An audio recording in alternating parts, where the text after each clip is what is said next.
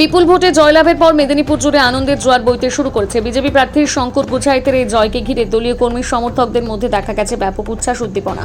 বিভিন্ন এলাকায় শুরু হয়েছে আবির খেলা, মিষ্টি বিতরণ এবং আনন্দ মিছিল।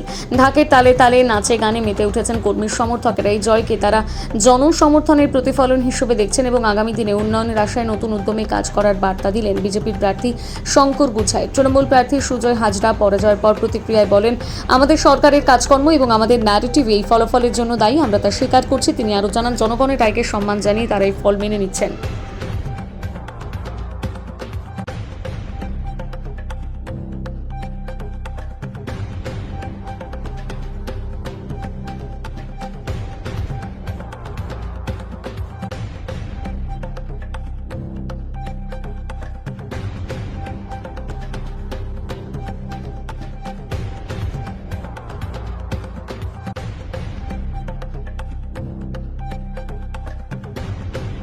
মানুষের সঙ্গে থেকে মানুষের কাজ করা, মানুষের সঙ্গে থেকে মানুষের কাজ করা। বিজেপি যে অঙ্গীকার নিয়েছিল, যে সংকল্প নিয়েছিল, সেই সংকল্পকে অক্ষরে অক্ষরে পালন করা এবং সমস্ত কার্যকর্তাদের যে অদম্য যে চেষ্টা, অদম্য কাজ, তাদের যে ব্যাপকভাবে প্রত্যেকটা বুথ স্তরীয় কার্যকর্তা, শক্তিকেন্দ্র, মণ্ডল, জেলা থেকে শুরু করে সবাই যেভাবে বুক চিতিয়ে লড়াই করেছে দীর্ঘদিন ধরে, আজকে নয়, 21 সালের পরে কারো ঘর চলে গেছে, কারো সন্তান চলে গেছে, মা চলে গেছে, কাউকে ফাইন করেছে, কেউ খেতে পায়নি, কেউ ঘর ছাড়া হয়ে 2-3 বছর ধরে বাইরেই কাজ করছে।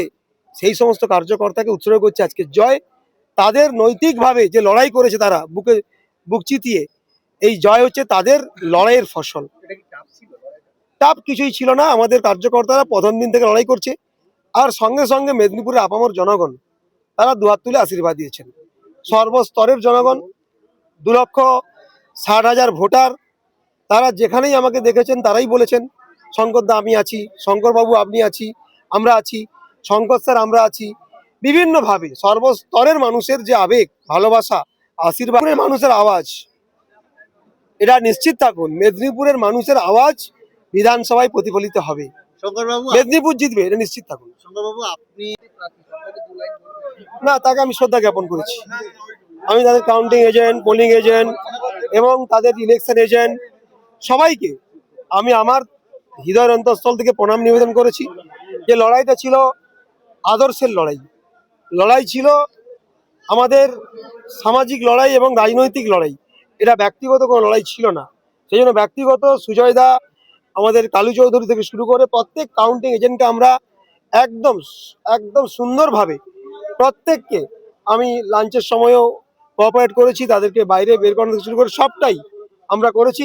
আমাদের আদর্শ ওটা মানায় না। আমরা আদর্শ হচ্ছে সবকা সাথ সবকা বিকাশ, মোদিজির উন্নয়ন, মোদিজির ভালোবাসা, অমিত শাহজির ভালোবাসা, মেদিনীপুরের ভালোবাসা, এটাই আমাদের। থেকেই প্রথমবারেই যখন থেকে নির্বাচন শুরু হয়েছে তখন থেকে আমি একটা কথা বারবারই বলি যে গণতন্ত্রে মানুষই শেষ কথা বলে। মানুষের উপরে আস্থা, বিশ্বাস, ভরসা আমাদের আছে, কারণ মানুষ ভোট দেবে, তাদের জনাদেশ দেবে, তার মধ্যে দিয়ে একজন জনপ্রতিনিধি নির্বাচিত হবে। কোথাও গিয়ে হয়তো মনে হয়েছে যে সরকারের কাজকর্ম হোক বা অন্য কোনো ধরনের ন্যারেটিভ ইস্যু যেটা হয়তো আমরা প্রতিহত করতে পারিনি, একটা ধর্মীয় মেরুকরণ সব মিলিয়ে যেটা পরাজয়, মানুষের জনাদেশ পায়নি, সেটা স্বীকার করতে কোনো অসুবিধা নেই। যেটাই হোক, বা বুঝতে হবে যে শুধুমাত্র দলের কথা বললাম, অন্য কিছু কথা বললাম, তার সঙ্গে সঙ্গে নিজের কথাও বলতে হবে। নিশ্চিতভাবে মানুষ আমার উপরে আস্থা রাখেনি, বিশ্বাস রাখেনি, মানুষ ভোট দেয়নি, পরাজিত হয়েছি, এ নিয়ে বলার কিছু নেই।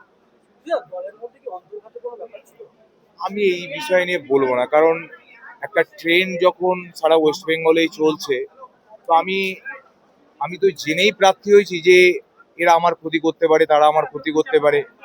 হেরে যাওয়ার পরে না এইসব এক্সকিউজ দিয়ে লাভ থাকে না। ফলে আমি কাউকেই দোষারোপ করবো না, এটাই বলবো যে মানুষের আস্থা বিশ্বাস যখন আমার উপরে নেই, মানুষ ভোট দেয়নি, ফলে সেটা নিয়ে অন্য কাউকে দোষারোপ আমি করবো।